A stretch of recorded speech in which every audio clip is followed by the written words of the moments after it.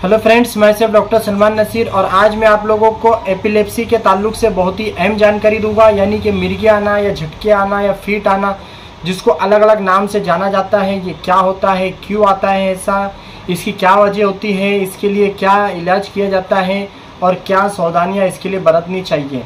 ये तमाम ही बातें मैं इस क्लिप के माध्यम से आप तक पहुँचाने की कोशिश करूँगा, इसलिए अभी से कर दीजिए इस क्लिप को लाइक और चैनल को कर दीजिए सब्सक्राइब, क्योंकि ऐसे ही हेल्थ से जुड़े कंटेंट हम लोग यहाँ से प्रोवाइड करते रहते हैं। दोस्तों, सबसे पहले इम्पोर्टेंट चीज़ आप याद रखिए कि ये सिर्फ और सिर्फ नॉलेज पर्पज़ के हिसाब से प्रोवाइड किया जा रहा है।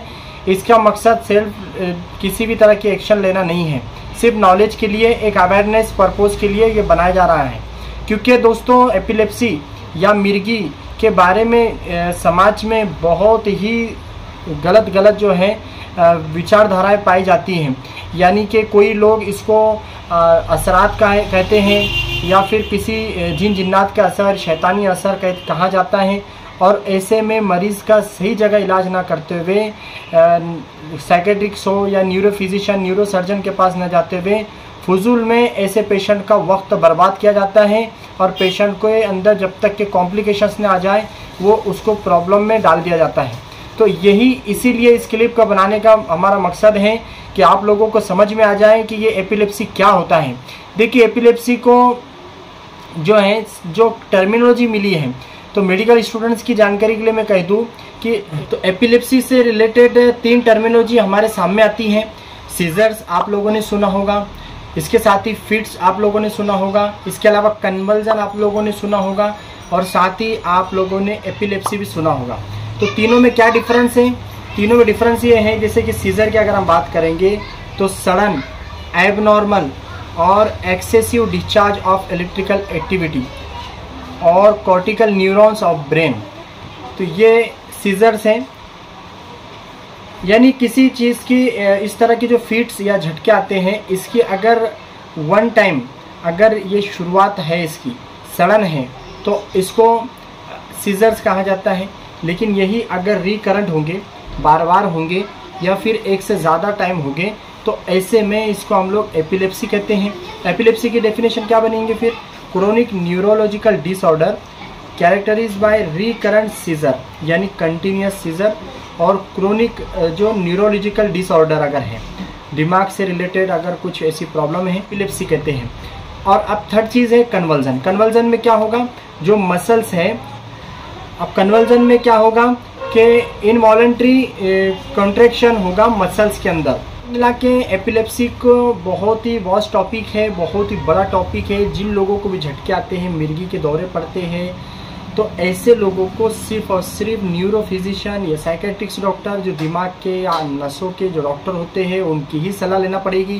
क्योंकि इसका डायग्नोस प्रॉपर करना ये सबके बस की बात नहीं है। इसके लिए प्रॉपर ट्रीटमेंट, प्रॉपर या सही डॉक्टर से मिलना बहुत ज़रूरी है, क्योंकि वही इसका ट्रीटमेंट कर पाते हैं, डायग्नोस भी कर पाएंगे, ट्रीटमेंट भी कर पाएंगे।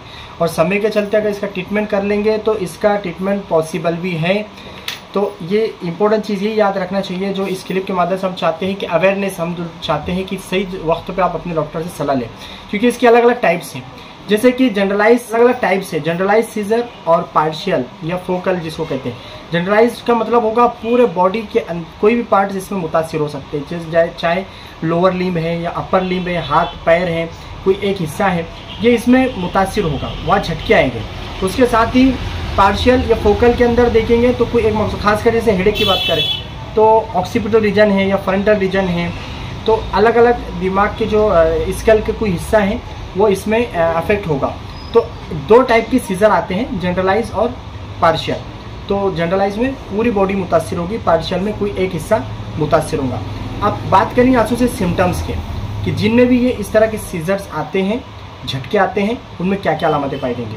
देखिए, बहुत सारों को ऑलरेडी कोई हिस्ट्री होती है ऐसों को। सबसे पहले तो क्या होता है, थोड़ी वक्त के लिए उनके एक खामोशी छाई जाती है, फिर आंखें जो है उनकी ब्लर या फिर उनको धुंधला नज़र आता है। उसके अलावा सर घूमता नज़र आता है।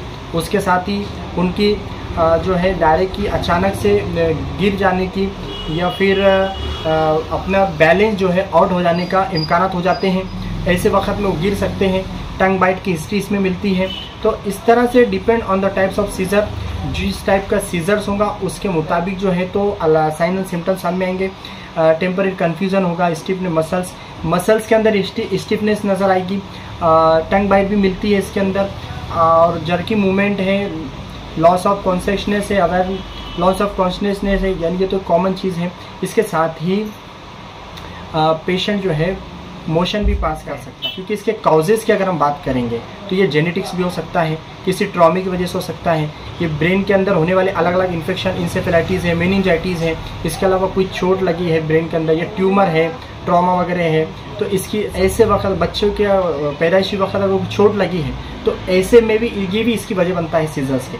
तो जिस टाइप का कॉज होगा उस टाइप के हिसाब से डॉक्टर ट्रीटमेंट करेगा उसका, ठीक है।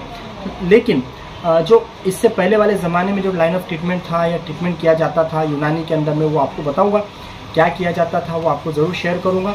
लेकिन अब मैं बहुत इंपॉर्टेंट चीज़ आपको बता रहा हूँ, सावधान हमको क्या बरतना है। जिन लोगों को इस तरह की हिस्ट्री है ऐसे लोगों को हमेशा कोशिश करना चाहिए कि वो हमेशा सावधानी बरतें, अकेला ना रहें और हमेशा इन्फॉर्म करते रहें, कोई डिवाइस अपने साथ रखें, मोबाइल वगैरह, ताकि हम कभी किसी ऐसी जगह हो तो किसी से हेल्प ले सकते हैं।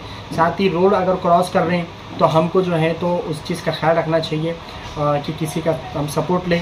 उसके साथ ही ऐसे लोगों ने तो ड्राइविंग करना ही चाहिए, किसी वाले पेशेंट है उन्होंने तो ड्राइविंग है या किसी भी ऑपरेटिंग चीज़ मशीनरी चीज़ बिल्कुल नहीं करना चाहिए। ऐसे लोगों ने बहुत ही ज़्यादा सावधानी बरतना चाहिए, क्योंकि इसके जो कॉम्प्लिकेशंस है वो तो इसके इग्नोर करने के साथ साथ इसके इन्वॉल्व होने के बाद भी हो सकते हैं। जैसे कि कोई गिर जाता है तो उसको गहरा सदमा, गहरी चोट लगने की वजह से हो सकता है वो और एडवांस जो है तो कॉम्प्लिकेशंस में जा सकता है। तो इसके लिए हम लोग को बार बार जो है तो इसके लाइन ऑफ ट्रीटमेंट के और डॉक्टर से कंसल्ट के बारे में भी फिक्रमंद रहना चाहिए। तो ये सब चीज़ें जो है तो फिक्र करना चाहिए, और ये जो गलत धाराएं या जो गलत सोच बन चुकी है इस बारे में उसको दूर कर देना चाहिए। ये सिर्फ और सिर्फ मानसिक बीमारी है। डिफरेंशियल डायग्नोस की बात करूँगा, ऐसे बहुत सारी चीज़ों में इसका डिफरेंशिएट किया जाता है, लेकिन हिस्टेरिया नाम की जो बीमारी है इसमें खास इसको डिफरेंशिएट किया जाता है, क्योंकि इसके ये यानी एपिलेप्सी से पहले जो साइंस या सिम्टम्स नज़र आते हैं वो हिस्ट्री में नहीं मिलते। ये सबसे क्लियर कट इसकी एक डिफरेंशियल डायग्नोस के लिए एक हिंट है। तो ये थी क्लिप दोस्तों,